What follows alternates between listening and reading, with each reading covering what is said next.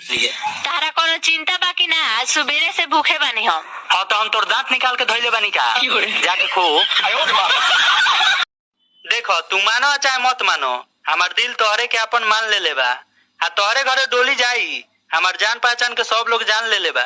जल्दी तारा अरमान के सब धूरा झाड़ल जाई। गलतियों से केनियो लग गइल त हाथ गोड़ बांध के पानी में डुबा डुबा के मारल जाई।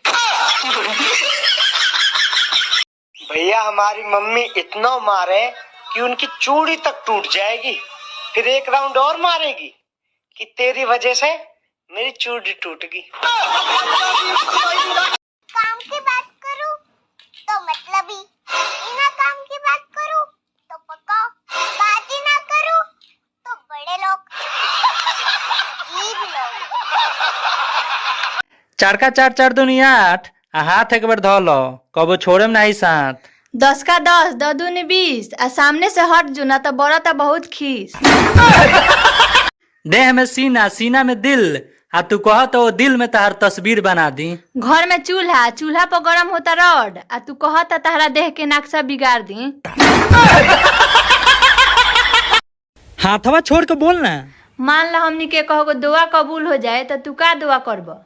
हम चाहेम कि 7 जन्म ले हमारे साथ तोहरे साथे रहे, बाकी तू का मांग तू? हम मांगती कि हमनी के 7वां जन्म हो जाए।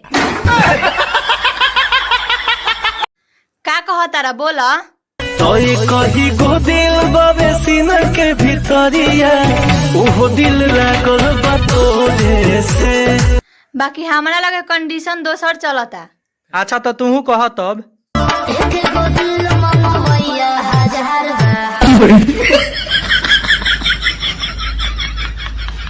ए जी जब दारू पिएली न तो रौरा बहुत हैंडसम लागेली, लेकिन आज तो हम दारू नहीं की पीले। तो हम न पीले बानी। हर रोज रोज के झगड़ा से हम तंग आ गए बानी, अब हमें जाए को क्षण ना रुकम। आ सुना, तारा लेखा 50 गो मिली हसन।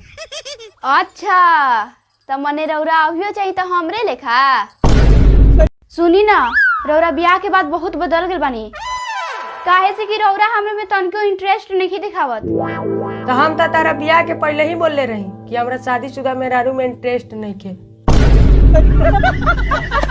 हाय जो रौरा दवाई लेके आइल बानी, ई दवाई खराब बा। आ सुनी, आज के बाद ओकर दुकान पे कबो न जाएम, काहे से कि रौरा के ठग देले बा। ओसे का भइल? तार बाबूए जी तो हमरा के ठगले बड़न, तो का हम उनका लगे भेंट करे ना जानी? जाना तरू, अगर हम नया कपड़ा सब्जी दुकान पर पहन के जानी नू तो बड़ा महंगा देला, और उहे कपड़वा फाटल पहन के जानी तो बड़ा सस्ता देला। हाँ तो एगो काम करम, अगला बार से जाएम नू तो एगो कटोरा लेके चल जाएम, फ्रीये में मिल। एगो बात बताई, रौरा हमरा से कितना प्यार करेनी? 72%। काहे 100% काहे ना? 28% GST नु कटेला।